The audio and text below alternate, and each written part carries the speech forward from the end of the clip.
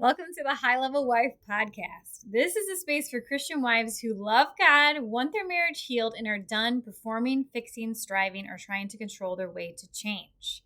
Here we're going to talk about marriage God's way through right order, surrender, heart posture, and spirit-led transformation. This is not self-help, it's discipleship. My name is Chelsey Holm, and my role is to help you move from awareness into obedience so real healing, wholeness, and restoration can take root. Let's begin. You can do all the right things in your marriage and still have the wrong heart because God sees the difference. Welcome back to the High Level Wife Podcast. I'm Chelsey Holm, and here is where we do marriage God's way. Today, we're starting a brand new mini-series called the Heart Posture Series, What God Actually Sees. Because if you want transformation in your life, your marriage, your faith, you have to understand something foundational. God is not primarily looking at your behavior. He's looking at your heart posture.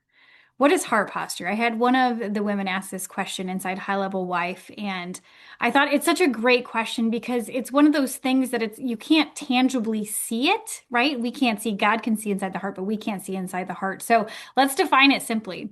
Heart posture is the inner position of your heart toward God, the motive behind your actions, the spirit in which you obey.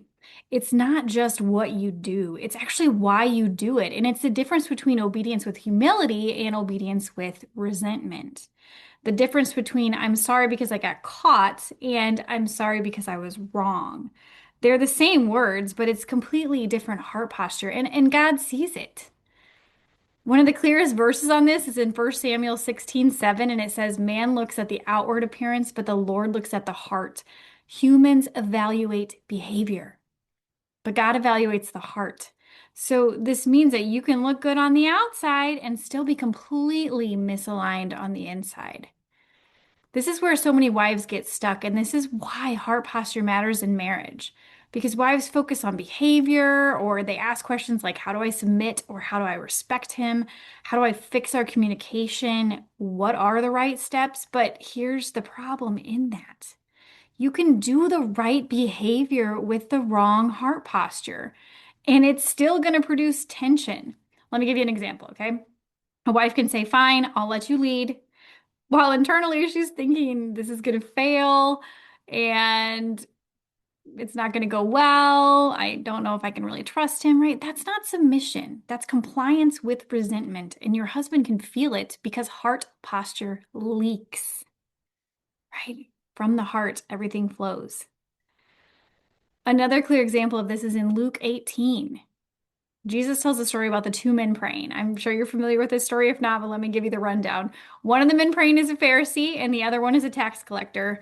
And nobody liked the tax collectors, right?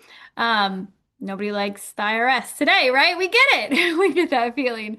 The Pharisee stands there and says, God, thank you that I'm not like other people, like especially like that tax collector over there. He lists all the good things he does. He fasts, he tithes, he follows the rules. So on paper, he looks righteous, but his heart posture is pride. Then the tax collector stands far off. He won't even lift his eyes. He beats his chest and says, God, have mercy on me, a sinner. Jesus said that the man went home justified before God, not the Pharisee, the tax collector. Why? Because God wasn't measuring behavior. He was measuring heart posture. Another example of this is King Saul. We love using this one with our kids and teaching them this story because it really is a display of that heart posture. So God told him to destroy everything from the Amalekites. But Saul kept the best of the livestock, and then he tried to justify it because he said the animals were going to be for sacrifice to the Lord, right? So it sounds spiritual, but Samuel responded with one of the most powerful verses in the Bible. 1 Samuel 15:22 says, it is better to obey than to sacrifice. God didn't want Saul's righteous religious performance. He wanted Saul's heart of obedience. Instead, Saul protected his reputation and he even built a monument for himself. Right behavior, mostly, right? Like he started to just mostly right behavior, wrong heart posture.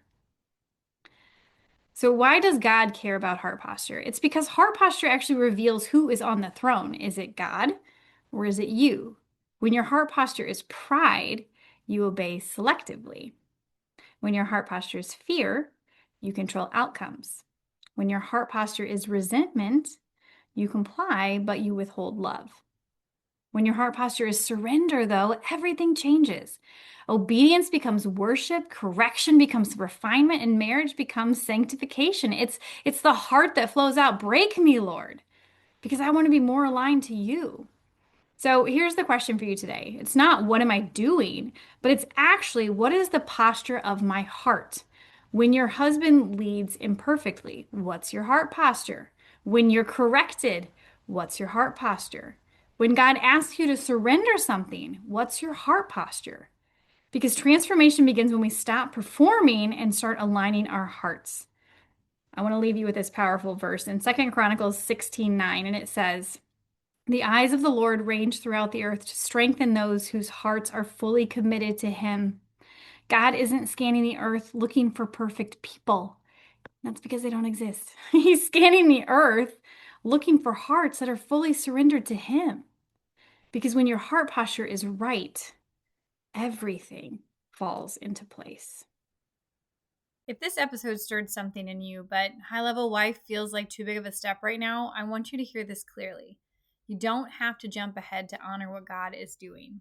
I created a short guided experience called From Awareness to Surrender for women who aren't ready for ongoing support but know they can't stay where they are. It includes 3 short teachings, a guided exercise, and a prayer I recorded over you. It's going to help you move from awareness into real response. You'll find the link in the show notes. And if you're not ready even for that, don't rush past this moment. Sit with God and ask Him what obedience looks like next.